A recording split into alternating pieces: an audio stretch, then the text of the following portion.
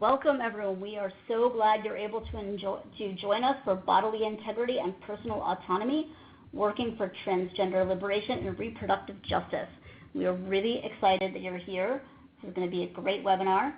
Just to let you know, this webinar is being recorded, and the recording will be available online after the webinar.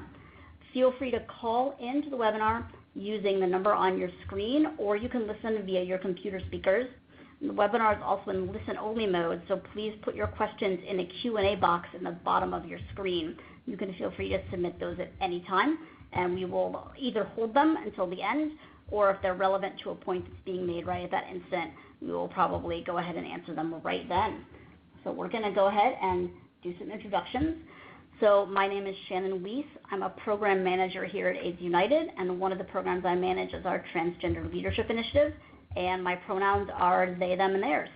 And we have one person here who is not on the slide, and Sarah, do you want to introduce yourself? Since Sarah is an integral part of this webinar. Thanks, Shannon. My name is Sarah Hashmal. I'm on the communications team at AIDS United. All right. Maayan. Hi, everyone. My name is Maayan Anafi. I am a policy counsel and a researcher with the National Center for Transgender Equality. Kelly.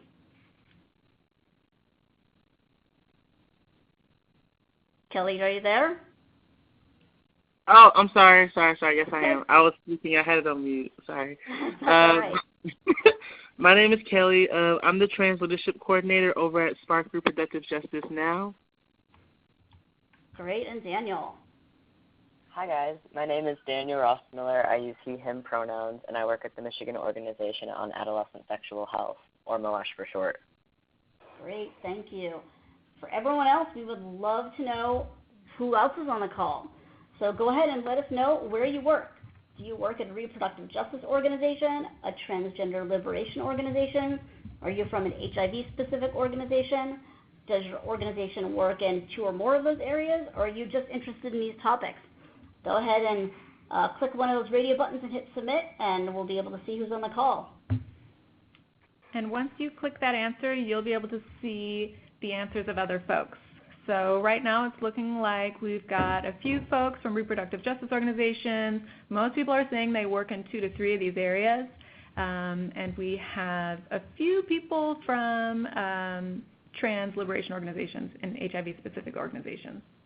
Oh, HIV-specific organizations is taking a step to the lead now. Uh-oh, there's a tie. Great.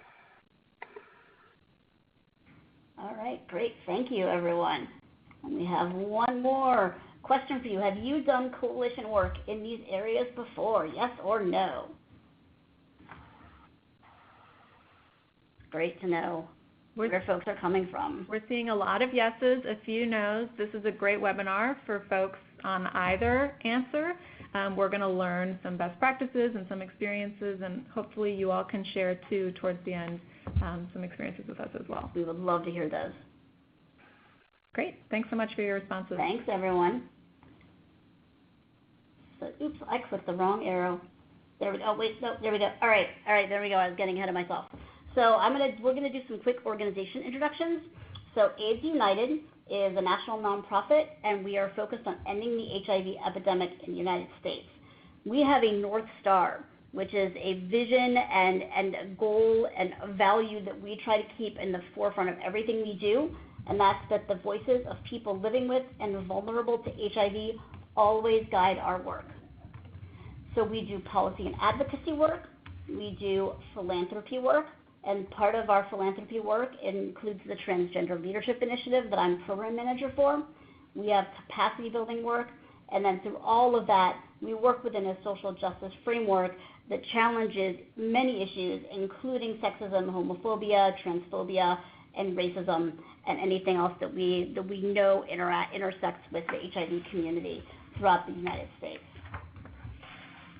Daniel, I'm going to turn it over to you to talk about MOASH. Thank you, Shannon. MOASH is an organization dedicated to mobilizing youth voices in Michigan so that major decision makers in our communities are hearing what types of things could be impacting young people today. I work in a group called the Michigan Youth Trans Voice. Advisory Council, where I work with 8 other members from across the state to provide MOASH with a youth perspective on experiences and issues that transgender students and young adults face while growing up in Michigan communities. MOASH as a whole works to put emphasis on reproductive health and reproductive rights for young people, but we believe that the movement as a whole can't progress without transgender liberation and vice versa. Thank you so much, Daniel. All right, Maayan, your turn. Thanks, and I'm very excited about this webinar. So the National Center for Transgender Equality, or NCTE, is a national social justice organization that works to improve the lives of trans people through policy, through public education, through social change. So we work with advocates across the country, across movements, to push for policies and laws at the federal, state, and local levels. We work on public education to try to help people understand more about who transgender people are and shape the national conversations. We conduct research like the landmark U.S. Transgender Survey, which is about to have its next iteration in 2020. To learn more about the experiences and needs of transgender people. And finally, we try to help build up community capacity in an effort to make sure that different trans communities and trans individuals and their families have the resources and the platform that they need to make a difference in their own lives and that of others. Thanks. Thank you so much. And Kelly, last but definitely not least. Hey, everyone. I work at SPARK again, and over at SPARK, we just work to ensure the liberation of all people. Our analysis is specifically anchored in the historical, lasting legacy of the enslavement and exploitation of Black people in the South. This legacy includes economic disenfranchisement, racial inequality, and reproductive oppression. All of which we are all at the site of labor domination, violence, and experimentation. This is why we center Black women and queer and trans young people of color.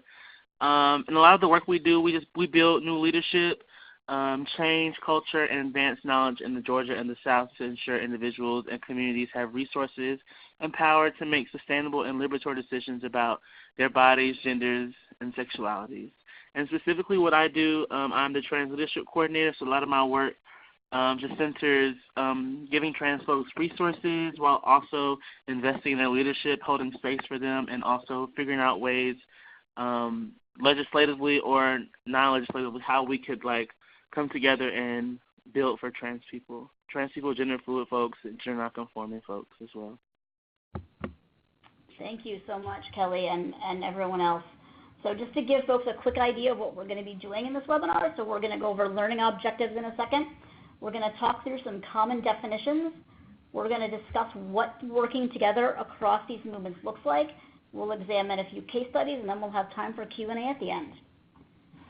So for learning objectives, we want to make sure that everyone knows why it's important for reproductive justice and transgender liberation groups to work together. We want to make sure that folks understand what each movement can gain and to know how to go about doing this coalition work. And then you're all going to hear from representatives of 3 organizations. I'm sure it won't surprise you to know who those organizations are and which people you're going to be hearing from since they've just been introducing themselves. I'm going to hear about the kind of work that they've done. So that's where we're going. That's our roadmap.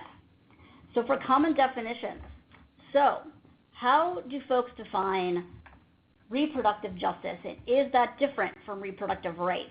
Daniel, Kelly, and Maayan, who would like to go first? Daniel, you want to start us off? Yeah, I can start. So I think that while reproductive rights and reproductive justice cover a same basic subject matter, reproductive rights, well, it's a term that I've seen, I think mostly in society as a common example, maybe being abortion rights. I would say, for Michigan, the situation is kind of that young people and minors require parent consent and stuff, and so it's kind of whether or not you have the right legally to access things that relate to your reproductive health. But reproductive justice, I would say, is a lot more socially comprehensive than what those legal documents might have listed. The idea of working towards full reproductive justice means a little bit more about acknowledging the treatment of minorities like our transgender population and how that treatment could limit access to things like insurance or relevant education, because a lot of that discrimination or neglect to our minorities could directly translate to health disparities that we see. Great. Thank you. Kelly, any thoughts from you? Yeah, I kind of agree with what they were just saying, but also just adding and, like, understanding, like, the framework, I guess, of reproductive justice and, like, kind of how it started, where a group of black women in Chicago during a conference kind of just came together and decided, like, their needs and understood, like, what needed to be, like, fulfilled and done, like, for their bodies. And, like, I guess I think about more bodily autonomy also when discussing reproductive justice. Reproductive rights is just, like, the right or, like, right to have or, like, the choice framework versus, like, reproductive justice is, like, centering, like, more social justice-centered conversations, kind of like what they were talking about as well. But, yeah, that's what I have to say. Thank you. Maayan, you have anything to add? I think that Daniel and Kelly really captured it perfectly, but I can switch us over to talking about transgender liberation, if that works. Perfect. Okay, so transgender liberation, so it's a term that's used in a lot of different ways, but here's my understanding of the difference between it and terms like transgender rights. I think that the difference is really analogous to the difference that Kelly and Daniel highlighted between reproductive justice and reproductive rights. It's sort of a broader notion. So it's the difference between, for example, fighting for specific legal protections and fighting for a world where trans people can thrive and be healthy and have autonomy and, importantly, the resources to be able to determine who we are, make decisions about our bodies, about fundamental aspects of our lives. And it's not just about getting equal access to aspects of society that currently exist as they currently exist, but also about changing society so that trans people are treated with dignity and respect, and so all people, transgender or not, can express their gender, experience their gender in a way that they need to, and they can be celebrated for it. And it's not just about dealing with transphobia or specifically anti-trans discrimination, but it's about all forms of oppression and how they sort of come together. Because for so many trans people, the struggles that we face are not just about being trans. It's about being people of color or disabled or poor or immigrants, and also because the nature of transphobia is really fundamentally tied in with sexism and racism and ableism and other forms of oppression. And with that, I will just note that language isn't universal. Sometimes you'll hear people talking about trans rights when they are actually thinking about this broader idea or use a different term altogether, and I think that's personally, that's fine. It's really important to acknowledge the diversity of how language is used in our community, and I think what really counts is the underlying concept. Thank you. Kelly or Daniel, anything to add?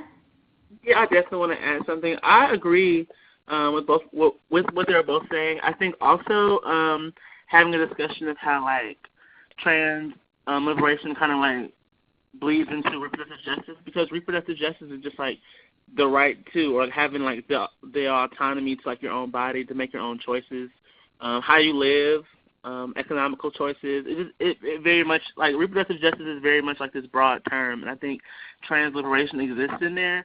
But I think also, like, we have to do a lot of work to, like, for, like, visibility for trans folks, because, like, a reproductive right can also be a trans person having access to HRT, or, like, a trans person having or reproductive justice can look like a trans person having access to just, like, a home and, like, being able to live and sleep comfortably and eat and just survive. So I think, like, all these very much bleed into each other, especially reproductive justice and trans liberation, especially when you think about how trans liberation can be very much individualized, but, like, really also thinking about, like, how we can, like, in a broader, like, form show up for trans folks generally in reproductive justice.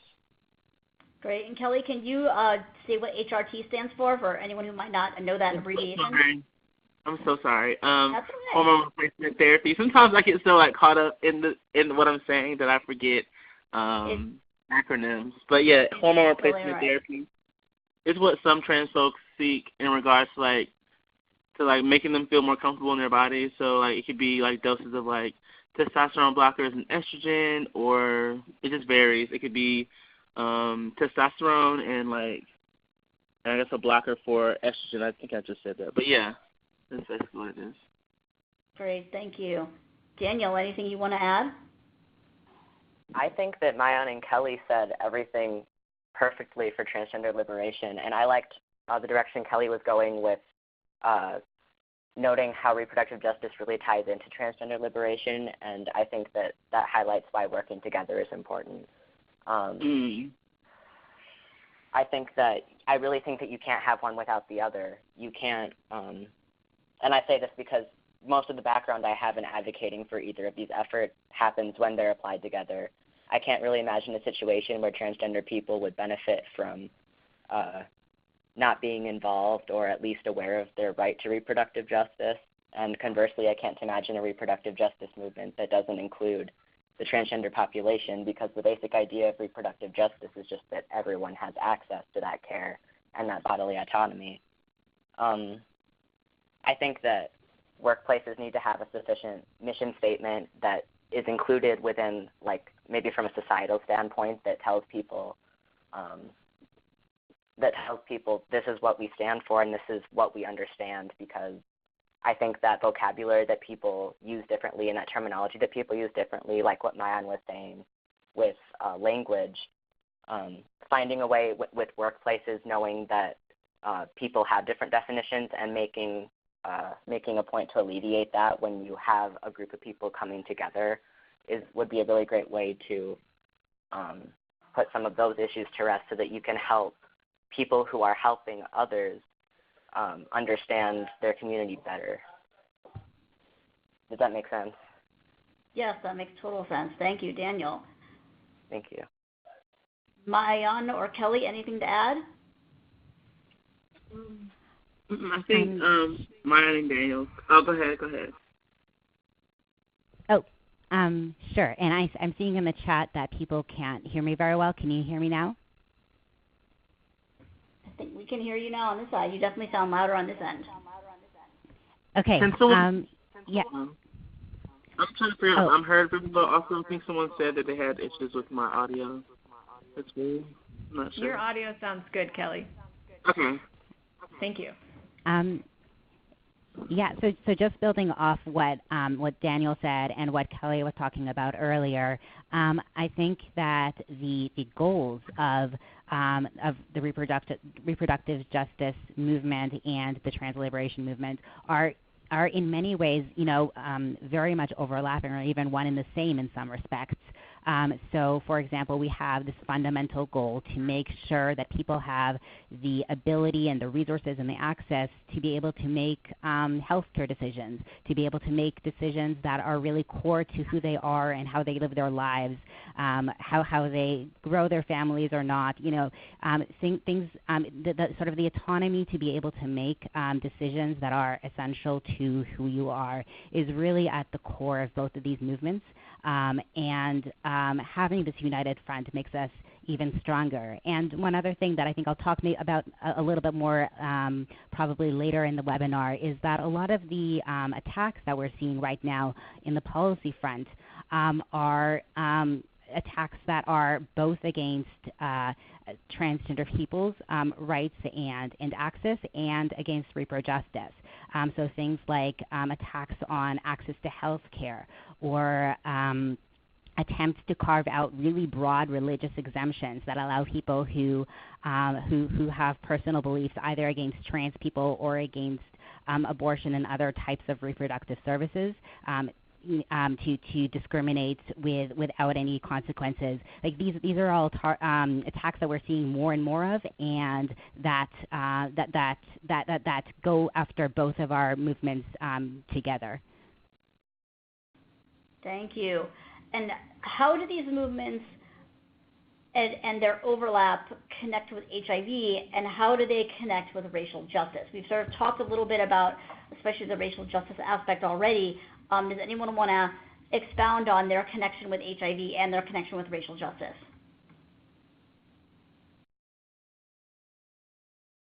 Kelly, I can anything say, you think? oh, Go ahead, Daniel. sorry. I would just say off the top of my head, when I just think about the idea of HIV, and it became a main topic of focus when I joined Michigan Youth Trans Voice, the idea that transgender people are currently at a very heightened risk for HIV because, and I think it is mainly because neither of these efforts are being given enough attention. I think whether intentionally or not, healthcare facilities have a tendency to display some insensitivity on the topic of gender. And when that happens, it's closing doors to people who may already be experiencing discrimination in other places. And this also applies in sex education or sexual health education, which, if that doesn't include inclusive information, you're not only telling young gender nonconforming or trans individuals that they're not valid, but they're also not learning about themselves the way that they should to stay safe. And before the factor of maybe a healthcare facility not seeming quite as open to a patient, before that has a chance to come into play, even negative interactions that happen in society outside of a health clinic could prevent a person from even walking through the doors of a doctor's office in the first place. So there's a lot of stuff that happens when people just don't have conversations, I think, that, like, if we don't mobilize either of these movements together, it really prevents the movement for helping, what am I looking for? The movement to progress HIV and helping to prevent that spread. This is Molly, and I can. Oh, sorry, Kelly. Did you want to chime in first? Yeah, yeah, I can. Okay. I think also agreeing with like what Daniel was saying, but I think thinking about it like more deeply. I think having a conversation about like bodily autonomy is super important, especially if we don't have like if folks don't have an understanding of like if we don't have comprehensive sex ed in like high school, for example, like how can we have conversations about like navigating sex, navigating like HIV, navigating like other STDs or STIs as well. I think these movements overlap because like we have to like, be able to educate folks and also normalize folks like living with HIV, and also allow folks to kind of just understand like sex and like how we have sex, and also like allowing folks to have the capacity to have conversations around sex. And I think that goes into reproductive justice because it's about like the right to, or like you just parent your child, for example, like as you see on the slide, it says like you have the right to parent your child without fear that he or she will be killed.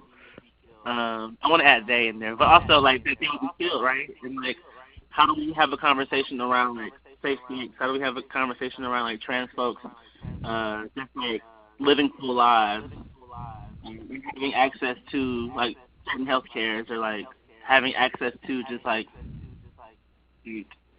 healthy health options, if that makes any sense. So yeah, I think all of these center like we have to have a conversation about like freedom and in reproductive justice, in reproductive health, as well as like trans liberation. And I think HIV kind of like bleeds into all of those because like these are conversations that like are gaining more traction, but doesn't have enough at the moment. I think we have to like work harder to bring that more visible, bring that to the forefront, I guess you would say. I'll add a couple of things, and I think I'll start first with the connection to racial justice. So real trans liberation is necessarily an anti-racist movement. Like with reproductive justice, Kelly talked earlier about how women of color, came together to coin that term, and similarly, the trans liberation movement was was essentially founded by people of color. It continues to be fueled by the work of people of color, and it is inseparable in many ways from the fight against racism. So, for example, the basic notions of what makes a real man or a real woman, and these are the notions that are really at the core of a lot of transphobia, they are deeply entrenched in racism. They are inseparable from the ways that the gender of non-trans people of color, or people of color generally, has been policed and scrutinized and denied, negated, and in particular in the ways that black men have being treated as somehow less than quote-unquote real men, and black women have somehow as somehow less than quote-unquote real women. And many of the core issues in trans liberation are really fundamentally issues of racism too.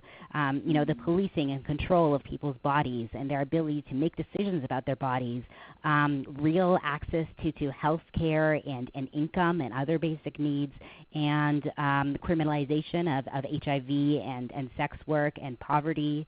And of course, we've seen time and again, both through research and advocacy work and our own experiences, how the experiences of discrimination that trans people of color face are consistently across the board more severe and more pervasive. And I think HIV is one of the areas where we see some of those disparities. So HIV care as well. These are pretty integral topics for transgender movements. Transgender people, we know, are far more likely to be living with HIV than the general population. So, for example, in our 2015 U.S. Transgender Survey, we found that our respondents overall were about 5 times more likely to be living with HIV than the general population, to be diagnosed with HIV.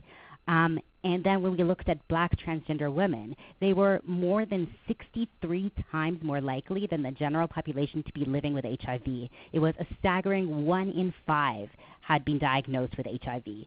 And we know that trans people who faced violence or domestic abuse are more likely to have HIV, and we know that's true also for trans people who have lower incomes, those who are participating in survival sex work.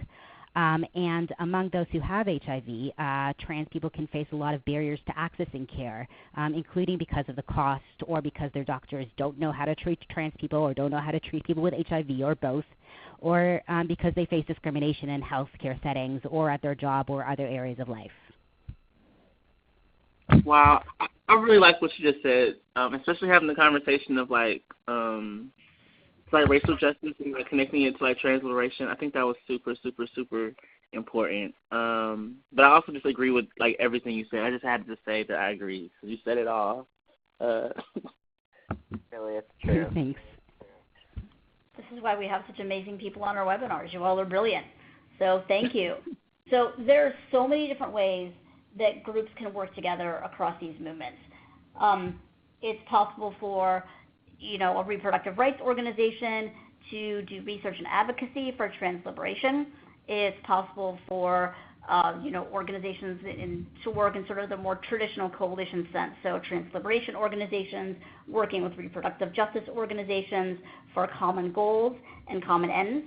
And then there's another approach of having, say, a transgender organization have 1 or 2 employees or a project within them that is focused on reproductive justice or vice versa. And there are, of course, other ways to work together as well.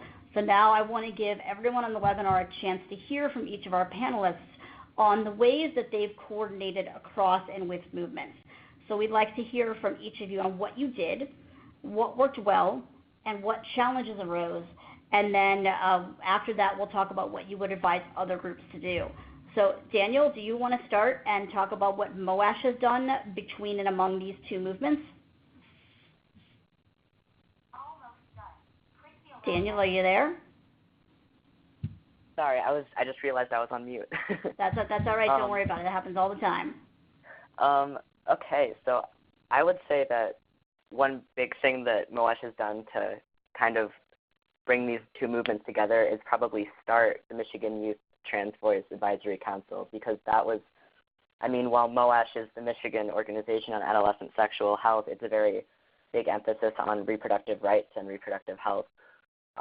Bringing in an advisory council of all youth and all trans youth at that, just to be able to advocate for community at that level, that's been really big. But at that, with that being said, we partnered with Stand With Trans for more advocacy, and we also take as many opportunities as we can in that group to reach out to panels and other summits and conventions where we can talk about experiences that we have when we go to school, or when we, just like when we're walking around on the streets all the time. It's just,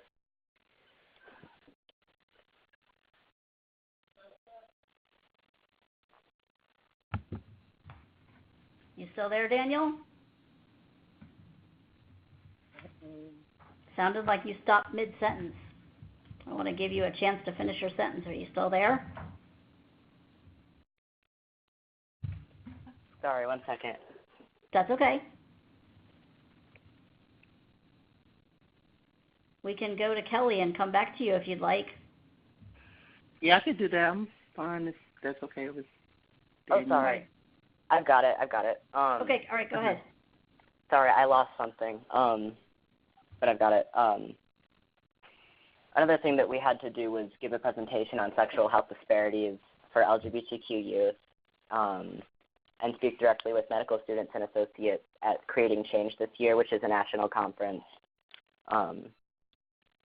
And all of those things where we just advocate as a small group and work around and advise with MOASH, it really helps us just to partner with organizations that participate with media outreach, and it's critical to mobilizing youth voices and concerns for the trans community. It's been convenient advocating for both reproductive justice and transgender liberation at summits, where people are actively looking for ways to progress these efforts. Because you know that people are going to be listening when they want to make the change in their communities already. You know that if you're going to a convention or a summit, people are going to be going there actively searching for advice on things that they can do in their health clinics or in a classroom or something, because they're looking at students who they might be seeing from their day-to-day lives. And they that's community members that we get to see and we get to talk to that also want to make reproductive justice and transgender liberation a reality.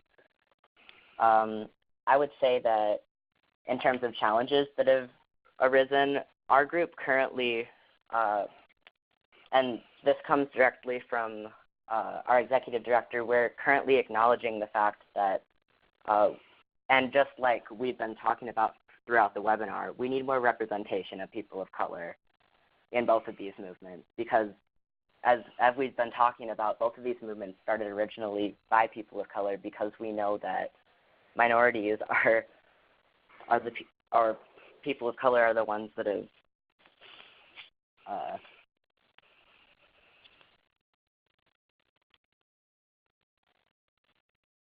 have experienced all of this firsthand and that have had to struggle with this bodily autonomy.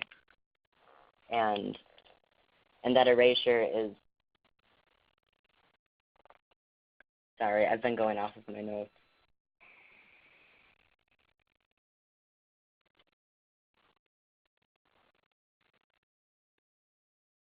If you want, I could jump in, and if you want.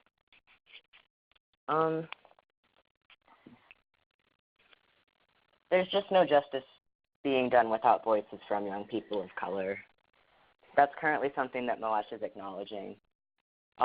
In terms of what we would advise another group to do, creative partnerships, form collaborations with different organizations who are working toward related efforts. Please keep an open mind and be willing to learn from different organizations. And none of us are done learning at this time, where both of these movements could be strengthened together. It's really important that we are both open to learning more, and then going out and advocating for the spread of that knowledge by lifting each other up and making an effort to work with one another. Sorry about that. No problem. Thank you. That was great, Daniel. Thanks. Kelly, take it away. Okay, cool. So at SPARK, one of our newest projects, which is probably a year and some change out now, which is where I just started, which is the Trans Leadership Initiative. I'm the Trans Leadership Coordinator again.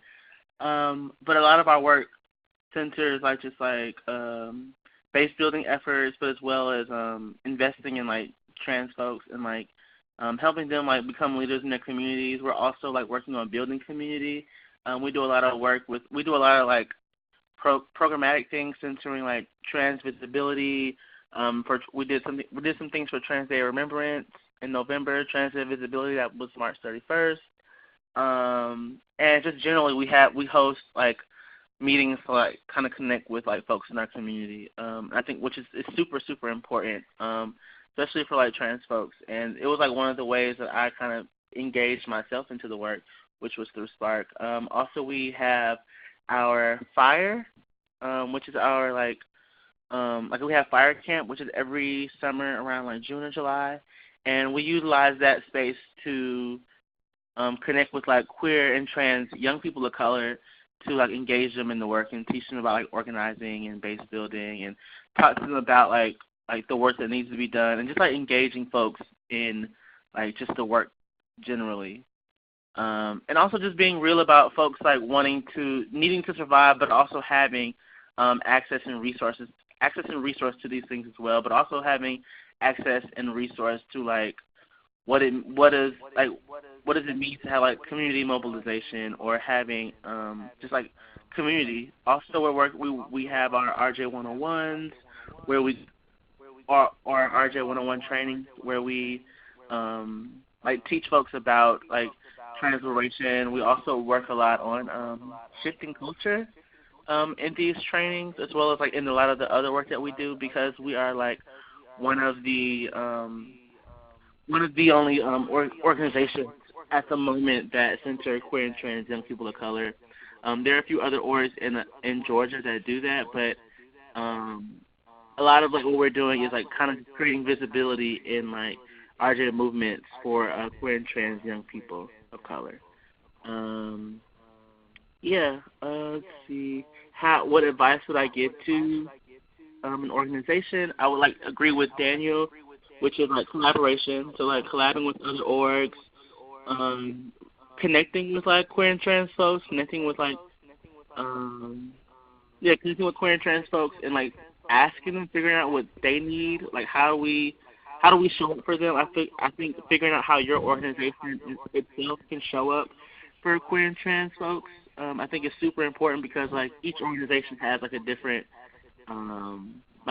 different mission, and like that mission like affects how like they navigate like social justice or reproductive justice generally. But yeah, I would just say connecting with folks, as well as like figuring out how we can collaborate with different organizations and people. There's always someone out there who would love to talk to you and who would love to like help you figure out how you can show up for them, because like sometimes folks need folks to just show up for them. I think that's it. Thank you, Kelly. Mayan, you want to wrap us up? Sure. So a lot of what NCTE does is work on policy, and under this current administration federally, that generally means trying to prevent bad laws and policies from getting adopted. So in this space, we collaborate a lot with reproductive justice organizations in a couple of ways. So one of them is sort of more solidarity work. So for example, speaking up and fighting against efforts to shut down Planned Parenthood or prevent people from being able to access Planned Parenthood clinics. And there have been a number of regulations recently that have been attempting or in fact doing that. That is not a purely solidarity thing, in that Planned Parenthood is the nation's largest provider of transition-related care. And so it's really important for trans people, both because of the repro care that it provides, as well as specifically the transition-related care that it provides. But as I sort of alluded to earlier, a lot of the harmful policies and bills and stuff that we are seeing targets trans people and repro justice simultaneously. And so coming together with those groups and having that kind of united front and joint strategy has been really essential. So one example is around attempts to undercut the Affordable Care Act, the ACA, or Obamacare as it's sometimes called. And that's continuing right now. And I'm talking both about attempts to do with it entirely, but also attempts to go after this very specific section of the ACA. And that's what we call the Healthcare Rights Law, or technically it's Section 1557 of the ACA, the Affordable Care Act. So the Healthcare Rights Law prohibits discrimination in healthcare, and among other things, it prohibits discrimination based on sex. And that includes discrimination based on trans people, discrimination based on pregnancy, discrimination based on the fact that someone has had access to reproductive care. And under the Obama administration, the federal government put out a really important regulation that clarifies all of this, that clarifies that this means that people cannot, that healthcare providers or insurance companies cannot discriminate against someone because they've had an abortion or because they're trans or, because of all of these things. And the Trump administration from its earliest days has been trying to get rid of this really important regulation, and we're now expecting that it can happen really any day now, so in the very near future. So that is something that we've worked closely together with repro justice groups on, because the specific parts of that regulation that are being targeted are very specifically the parts that prohibit discrimination against trans people and the parts that prohibit discrimination against based on the fact that someone has had access to reproductive care or abortion or things like that. So that's sort of one example. And another example is around religious exemption. So we're seeing more and more attempts to put forward regulations from the federal government saying if you have a religious beliefs or personal beliefs, moral beliefs that say that trans people shouldn't be treated according to their gender identity or shouldn't be respected, or if you have beliefs that abortion is wrong or access to contraception is wrong, or any other thing that's related to repro care, then we're going to allow you to discriminate. You can still get federal funds, no problem. No consequences for discrimination, and so it cuts out these really, really big holes in discrimination laws. Right now, the federal government is about to put out a final regulation that cuts out these big gaps in healthcare non-discrimination laws. So specifically, it would tell healthcare providers that they are free to discriminate based on their opposition to trans people and based on their opposition to repro care or past repro care. And so that's something that coalition work has been really, really important on, because these things are being attacked with literally the same policy. And so, those are just a few examples, and I think that the collaboration between trans groups and repro groups is growing and growing, and that's really great to see. Great, thank you so much. So we are getting to question and answer time. So as we said earlier, since the call is in listen-only mode, go ahead and submit your questions via the chat box in the bottom of the screen, and Sarah and I will take turns reading out people's questions.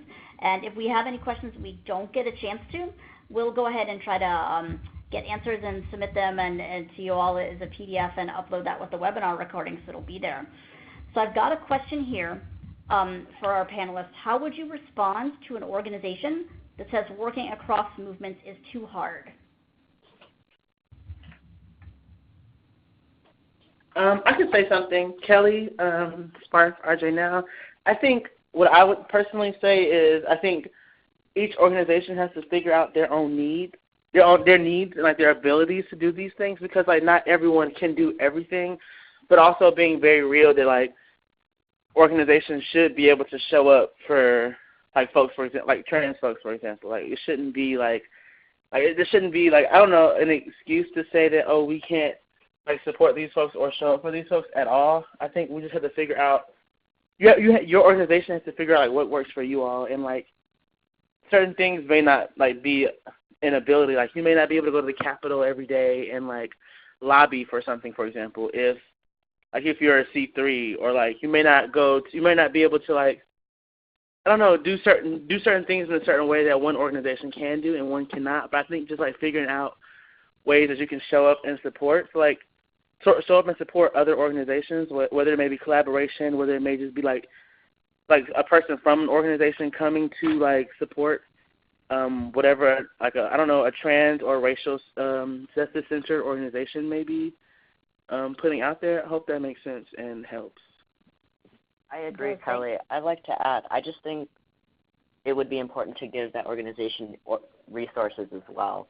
Like people joining this webinar right now and people who are gathering resources and who are interested in making these movements work together show why it's not really possible for either to thrive without the other and why they're so important to work together. Maayan, anything to add? No, I think that Kelly and Daniel have covered it perfectly. Great. So I have another question here. Have you ever encountered reproductive justice people who don't understand trans realities or trans folks who don't understand reproductive justice priorities? And if so, how did you approach that? Yes. I'm sorry. Because I think honestly, being real about this conversation, yes, I've in many instances have like been in spaces or been with like other organizations in collaboration, and like we mentioned trans folks, so like we may like uplift trans folks or queer people, and they may not understand why. And I think trying to be real about like not laboring yourself in a point where like you become like exhausted, especially as a trans person. I think for me, having to constantly like show up for like my family, I think is super important, and I need folks to like be able to like hear that. So I think for me, I just like map it out, and I think also being able to like connect with the individual or the organization that may not think that is necessary, and figure out ways to kind of like show them that this is important. It is necessary to show up for like said organization or said group of people, because like these people may be erased or may not be discussed, and like them not being discussed is the reason why they need visibility, if that makes sense. It does. Thank you. Yeah. This is Maayan. So yeah, sometimes we've so people have had trouble understanding why reproductive justice is very fundamentally a trans equality kind of issue. I think some people have sort of seen it as, trans people occasionally need repro care like everyone else, but it's not very essentially a trans equality issue. And I think that trying to get people along to help them understand those connections has been really important. And within trans communities, there are a lot of different trans communities, and some people are coming from a place where they totally get it, they are on board, and some people are not or are not supportive of all the reproductive principles that we are. As an organization, and bringing them along and educating them and sort of opening up a conversation in trans communities has been one role that we've seen as really important for us to take. Thank you. Daniel, anything to add? Nope, I think Maayan and Kelly said it all. Okay. I've got another question here. Folks on the line, keep your questions coming. We have plenty of time, so keep them coming in the chat box. So for our panelists, how have you navigated moving reproductive justice language to more gender-neutral terms, for instance, moving from people talking about pregnant women to people talking about pregnant people or pregnant person? I always feel like I'm talking first. Go ahead. Okay. I think for like me personally, and also like us at SPARK, we really uplift shifting culture, and like we hold ourselves accountable as well, because there's many moments where some of us may like forget to like talk about uplift like folks like FOLX, or like just people who can become pregnant, or say all these different like I guess like ungendering language, or removing gender from some of our everyday language that we may like just censor women. So for example, we were doing a lot of work with HB 481 in Georgia, and I know like we were a part of a coalition, and we did some work with Planned Parenthood as well in said coalition, and we had to uplift like trans folks because like there was a moment where someone else like didn't really think that like that was important, and I think like also just like being real about like how we like I guess shift our own culture. So I guess just I feel like I'm going in a circle right now, but just shifting culture. So we just do work every day to shift our culture, and also figuring out ways to like not be problematic when we're shifting culture. So like using specific terms that like some folks may not be comfortable with. So like saying like people who can become pregnant is something that's a lot more better, whereas like other language may not be comfortable for everybody. So I think like just thinking about everyone and also utilizing folks who we're like shifting culture for, like uplifting them and asking them like what do they like to hear? What are some things that like that'll work for them? You know? So just showing up for folks in like the way we shift culture, I think, is super important. Thanks, Kelly. That's great. Daniel or Mayan? I agree with Kelly. This is Daniel. Sorry. Go for it, Daniel. Sorry, go ahead. I would say I'm not perfect, especially when I'm just talking off the top of my head.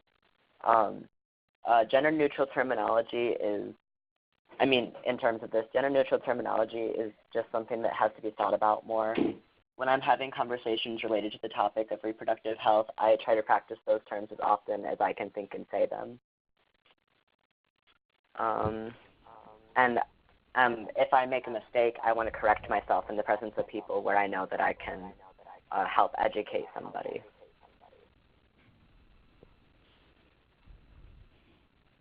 Thank you. Mayan? I think that gender-neutral language and sort of exploring more ways to have gender-neutral language is really important, especially in when people are providing services like repro services, healthcare services, that kind of thing, because there are a lot of trans people that need reproductive care that is sometimes seen as not being associated with their gender, and they have to navigate these really uncomfortable situations that in many cases even deters people from getting this care altogether. I'll note that it can be a difficult question because there are some cases where it is important to emphasize and make sure that people understand that attacks on reproductive justice very heavily target women and are very, very tied to misogyny, to sexism. And sometimes if we use gender-neutral language, then it's hard to emphasize that impact and that tie to misogyny. And that definitely doesn't mean that we should never use gender-neutral language, but in some cases, there is a case-by-case kind of analysis that needs to happen about, is it the right time to be using gender-neutral language? And we will be trying to do that as much as possible, but then recognizing that in some cases, it's not sort of the perfect opportunity to do it. But do you think? I have a question. But do you think like it's always the right time? Because I think at the same time we miss out opportunities to shift culture. When we shift culture, we're like educating other folks who don't have like a complete understanding of like why we need to shift this culture. I think just like doing it is like super necessary. I don't know. Yeah, what do you think? I think there are some contexts where really drawing that connection between attacks on repro justice and attacks on women and the discrimination that women often face sort of in general, that can be really important. And that's sometimes kind of important in a legal context too, where we need to be able to say this attack on repro justice is basically sex discrimination. And those are kind of unique contexts. Those are very those are very like specific contexts where we might want to say, like here I think it is important to emphasize that women are being primarily targeted, or we can say something like women and other people who can become pregnant, but still not but still using the term woman in there so that people understand that connection. Because I think we're not quite, we're not at a point in our society where people have understood that impact between, or that connection between reproductive justice and misogyny. And so I think almost all the time we will want to try to use gender-neutral language, and then there are a few times where we have to sort of balance that against the benefit of explicitly drawing that connection between attacks on women and attacks on reproductive justice.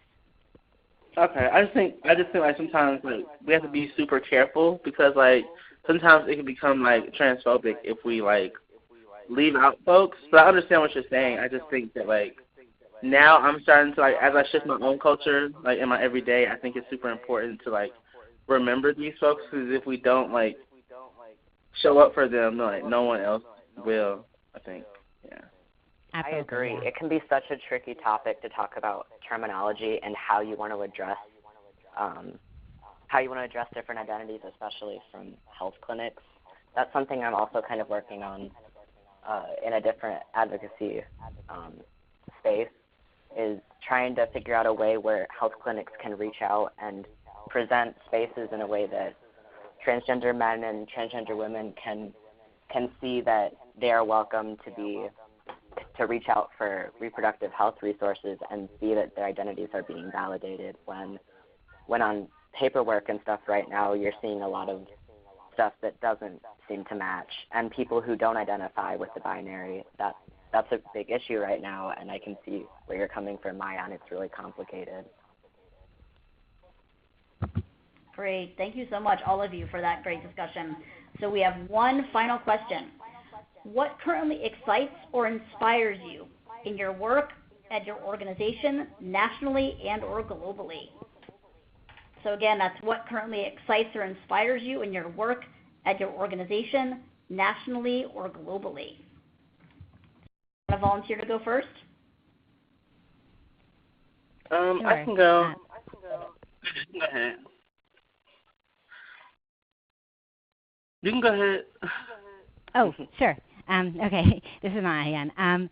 So I think one thing that really excites me in sort of the trans equality space is to see more and more trans people being empowered to share their stories and live according to their gender and live their truth. I mentioned earlier our 2015 U.S. Transgender Survey, and in that survey, we were expecting maybe a few thousand people to take it.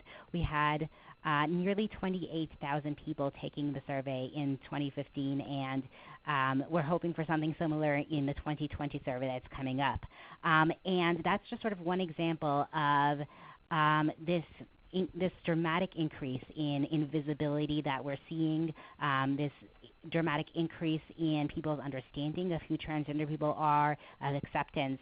There is absolutely a very, very long way to go, but the progress that we've seen and sort of the growth of trans people who very bravely are sharing who they are and advocating and pushing for change, that has been really inspiring. Great. Kelly, I think I heard you ready to get in there too. I really just think, for me, what excites me is really just just this idea of shifting culture, and also just this idea of like visibility in certain ways. I think like folks are finally like trying. It's still a long way to go, like they said previously, but I think also I don't know, I just think it's super, like this idea of visibility is like super important, but yet at the same time we have to figure out what's next.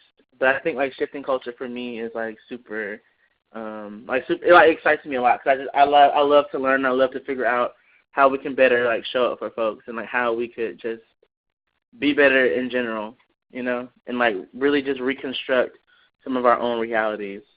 So yeah. All right, Daniel, you want to bring us to a close? Sure. I love what both Mayan and Kelly said. I think all of that is so exciting. I think the most exciting part for me and just being a part of this is being able to meet all of these inspiring people. And also something that inspires me as I'm growing up and just being able to advocate for myself and meet these other advocates is seeing all of the adults and all of the role models in my life being so willing to make change for the younger people in their life and being willing to change the culture for their younger, for the people that are being influenced, if that makes sense. Like, I have school administration and people that I'm able to just contact with on a daily basis, and they're so willing to make this change because they know that it's needed.